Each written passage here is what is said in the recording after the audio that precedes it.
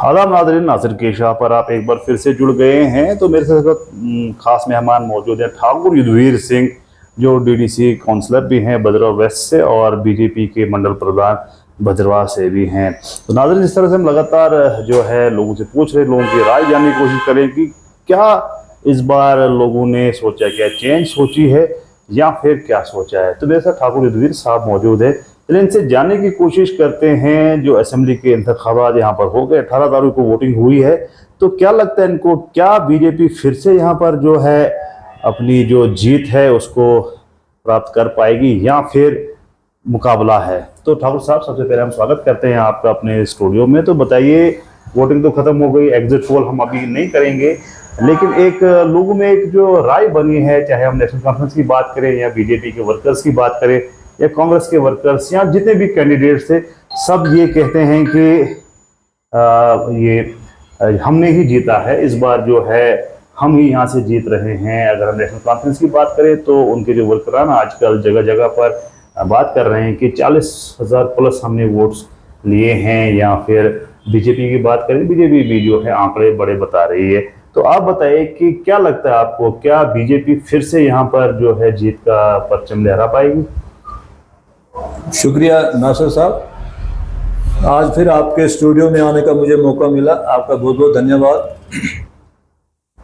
ये ठीक बात है कि क्योंकि इलेक्शन जो जीता जाता है, इलेक्शन लड़ा जाता है जीतने के लिए, और जितने भी हैं तकरीबन 10-12 कुछ कैंडिडेट होंगे ऐसे इंडिपेंडेंट मिलाकर, तो कोई भी हारने के लिए फॉर्म नहीं भरता है और न कुछ। तो मुझे लगता है कि सब जीतने के लिए करते हैं, लेकिन वक्त जैसे जैसे इलेक्शन में गुजरता रहता है तो जो आंकड़े हैं वो चेंज होते रहते हैं। तो ठीक है, इलेक्शन लड़ा, खासकर इस वक्त मुझे लगता है कि बीजेपी का जो इस वक्त मैं अपना बताऊंगा फिलहाल, क्योंकि बीजेपी का एक जो वोटर है, क्योंकि बीजेपी का अपना वोट है, जो वोट बैंक उसका अपना है, कैडर वोट वो है 30,000 के लगभग जो इस वक्त है भद्रवाह कॉन्स्टिट्यूंसी का। उसके अलावा जो युवा इस वक्त वोटर थे, वो भी उनका 90% बीजेपी की तरफ वोट आया है। और उसके बाद कई लोगों ने हमें वोट दिया है, वो अभी नहीं बताएंगे, वो तो आने वाले वक्त में बताएंगे जब वो मशीनें खुलेंगी। लेकिन मैं आपको यह बताना चाहूँगा, मुझे अब दूसरी पार्टी से क्या लगा क्या नहीं वो उनका अपना है, लेकिन मेरा ये हम 40,000 से ऊपर चढ़ेंगे, कहाँ तक जाएंगे ये, लेकिन 40,000 वोट, 40 से 41 स्टार्टिंग ये हमारा होगा, जहाँ से हम अपनी लीड अपना वोट लेंगे, और कहाँ तक जाते हैं ये अब आने वाला वक्त बताएगा। लेकिन मुझे उम्मीद है कि आज के दिन, आज मुझे लगता है कि 8 तारीख को ये अपना जो है गिनती है, और आप फिर मुझे यहाँ पर बुलाना 9 या 10 को, जब टाइम मिलेगा मैं आपको आंकड़े के समेत बोलूँगा कि 40,000 से बीजेपी नीचे आती है नहीं आती है। क्योंकि मुझे भी अब तकरीबन 28 साल हो गए सियासत में, मुझे भी पता है कौन से बूथ किस तरफ टर्न होते हैं, कैसे होता है, वो हमने इस दफा नज़दीक से जाकर देखा है। तो जो मुझे पार्टी ने टारगेट दिया था, बीजेपी पार्टी ने, क्योंकि मंडल प्रधान भद्रवाह हूँ, मैंने अपना मंडल, क्योंकि मुझे मंडल से बाहर जाने की अनुमति कम थी, मैंने अपने मंडल को संभाला, जहाँ के मुझे लगता है कि उसमें 13,000 कुछ वोट पोल हुआ है। मेरा मंडल बीजेपी के एक मंडल होता है जिसमें 29 पोलिंग बूथ होते हैं, उसका साथ मैंने देना पार्टी को।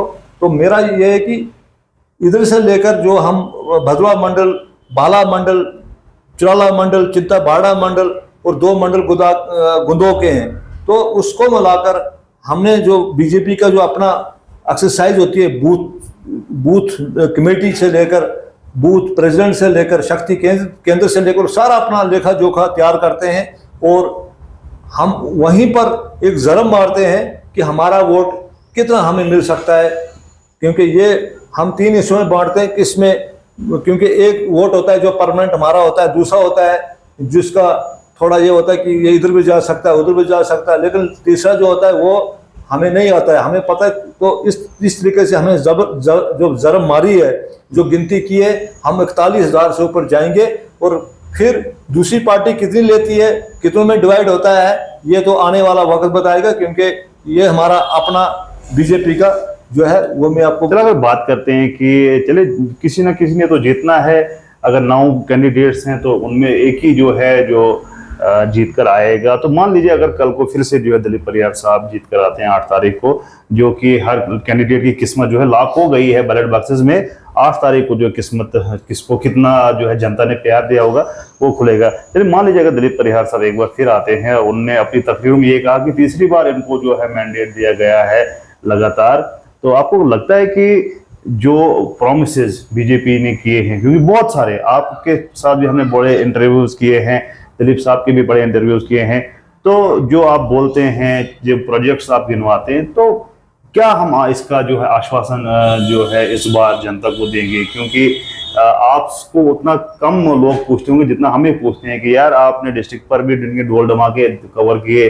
गंडोला की बात हो, छतरगला की बात हो, और खासतौर पर जो है यहाँ के नौजवान की बात हो, जो बड़ा इंपॉर्टेंट है। आपने खुद ही कहा कि नौजवान इस बार बढ़ चढ़ के उन्होंने जो है पोलिंग की है और बढ़ चढ़ के इलेक्शन में हिस्सा लिया है, चाहे किसी भी पार्टी को उन्हें वोट दिया है, लेकिन ये बात तय है कि नौजवानों ने बहुत वोट किया है। तो आप जो है क्या बीजेपी ने क्या सोचा, क्योंकि आप भी एक अच्छे ओहदे पर है, आपको भी मालूम होगा कि क्या मैनिफेस्टो रहा है और क्या जवानों के लिए आगे जो है फ्यूचर होगा भद्रवा के? देखिए, सबसे पहले तो हमें जो अपने भद्रवा की बात करेंगे हम, बाकी जो मैनिफेस्टो पूरी स्टेट के लिए है, लेकिन भद्रवा में जो हमारे रुके पड़े प्रोजेक्ट हैं 2-4 खास ज़्यादा नहीं है। ये छतरगाला है, उसके बाद 4 लाइन है, उसके बाद कार केबल है, ये 3 हमारे अहम प्रोजेक्ट है। उसके बाद हम डिस्ट्रिक्ट की बात करते हैं, डिस्ट्रिक्ट की बात हम आज भी करते हैं और कल भी करेंगे।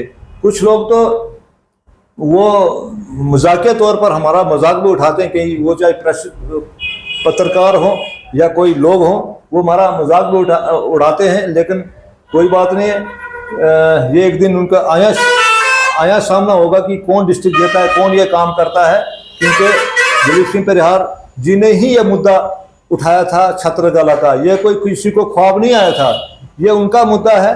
फिर उन्हें सेंटर के पास उठाया मुद्दा, इसके बाद छतरगाला कहीं नाम आ गया है कि छतरगाला भी कोई चीज़ है। उसके बाद डोडा डरोजी जो रोड है उसका भी जो है बिल्कुल वो बोलते हैं ये इसको भी कराना मैंने। तो मुझे लगता है अगर ये काम हमारे हो जाते हैं तो कम से कम ज़्यादा नहीं 10-12 हज़ार भद्रवा के ही लोग, भद्रवा के ही बच्चे वहाँ लगेंगे और वही रोजगार यहाँ करेंगे।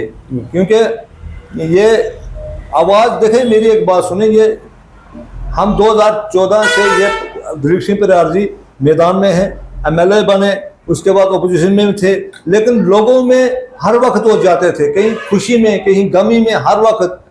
लेकिन कुछ लोग तो वक्त जब आते हैं तो वो सिर्फ चुनाव के टाइम में आते हैं, चाहे ABC कोई भी हो। तो मैं यही बोलना चाहूँगा कि वो इंसान कामयाब है जो हर वक्त लोगों के काम आए, लोगों के पास जाए, उनके काम करें, दुख में सुख में सब कुछ आए, तभी वो लोग उसको मानते भी हैं, उसको वोट भी करते हैं। तो हमारा मानना यह है कि दिलीप सिंह परिहार एक निहायत ही शरीफ बंदा है, मेहनती बंदा है, और जितना वो इंसान ये गरीब की इज्जत करता है, धूल में बैठकर जहाँ बैठाओ, जहाँ मर्जी वहाँ खाना खिलाओ, लोगों से सेक्रेटरीट में जाना हो वहाँ जाते हैं, जहाँ भी दिल्ली हो वहाँ जाते हैं। तो मैं, क्योंकि कुछ ही हमारे मंत्री आए थे, उन्होंने साफ बोला कि यार दिलीप सिंह MLA जब सेक्रेटरीट में जाता है, जब तक वो काम नहीं कराता तब तक वो बाहर ही नहीं आता है। तो उसमें सब लोगों ने एक्सेप्ट किया कि दिलीप सिंह परिहार एक ग्राउंड से जुड़ा बंदा है, और लोगों ने दिलीप सिंह परिहार और बीजेपी को ही वोट दिया है। पहले तो बीजेपी है, उसके बाद दिलीप सिंह परिहार है, लेकिन लोगों के बीच में जो काम आए उसी को लोग पसंद करते हैं। तो क्या उम्मीद है 8 के लिए, क्या उम्मीद है कि सभी नजरें जो है, सभी लोग जो 8 तारीख पर इंतजार करें? तो क्या उम्मीद है आपकी? मुझे लगता है लास्ट ओवरों में कांग्रेस ने तो मुझे लगता है हैंड्स अप ही कर दिया था, क्योंकि उन्हें ना कोई उनका मंत्री आया ना कुछ किया, तो उन्हें लास्ट ओवरों में उन्हें हैंड्स अप किया, तो ना उन्हें एजेंट्री कहीं हमें दिखे उनके, तो ना वो कहीं दिखे। अब एनसी वाले बोलते हैं हम जीतेंगे, बीजेपी वाले बोलते हैं हम जीतेंगे, लेकिन मेरा ये मानना है और पार्टी का भी मानना है कि बीजेपी कम से कम 5,000 लीड से ऊपर जाएगी। कहां तक जाती है मुझे नहीं पता, लेकिन मिनिमम 5,000 लीड से हम जीतेंगे और आगे जाएंगे हम, क्योंकि हमारा अपना ही जो नीचे बूथ का जो हमारा कार्यकर्ता है उसको सारा पता होता है ये वोट कहां जा रहा है, ये कहां जा रहा है, वो कहां जा रहा है। आज के दौर में पैसों से वोट नहीं देते हैं, चाहे आप कितने भी खिलाओ पैसे, लेकिन पैसे खाकर भी लोग भूल जाते हैं। पैसों वाला वोट जो है वो किसी के काम नहीं आता है। इसलिए हमने नेक नीति से इलेक्शन लड़ा है और नेक नीति से हमने इलेक्शन को लड़ाया है और हम जीतेंगे और जीतेंगे।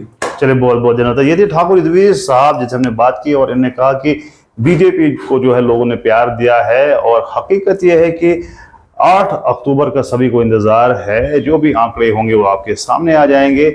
8 तारीख को ही जो है किस्मत के ताले खुलेंगे और ये बात कहीं ना कहीं सामने आ रही है जो हम आपसे जरूर शेयर करेंगे। वो ये है कि मुकाबला यहाँ पर 3 पार्टीज का माना जा रहा था, national conference, Bharatiya Janata party और कांग्रेस। और कहीं ना कहीं जिस तरह से हम लोगों से बात कर रहे हैं तो कांग्रेस कहीं ना कहीं पिछड़ते हुए दिख रही है यहाँ पर। और अभी जो मुकाबला है वो बीजेपी और एनसी के दरमियान है। जब 8 तारीख को जो है स्पष्ट हो जाएगा कि किसकी जीत होगी और किसकी हार होगी। उसके बाद हम फिर ठाकुर साहब को यहाँ पर बुलाएंगे और भी कुछ मेहमानों को बुलाएंगे और उनसे सवाल जवाब करेंगे कि जो भी जीतेगा हमने उनसे सवाल करने हैं कि अब आपके पास जो है सत्ता की डोर आ गई है और आपने बदलवा का काम करना, खास तौर पर नौजवानों का। फिलहाल मुझे दीजिए इजाजत और ज्यादा न्यूज़ और अपडेट्स के लिए आप देखते रहिए नासिर केश ऑफिशियल। शुक्रिया, खुदा हाफिज़।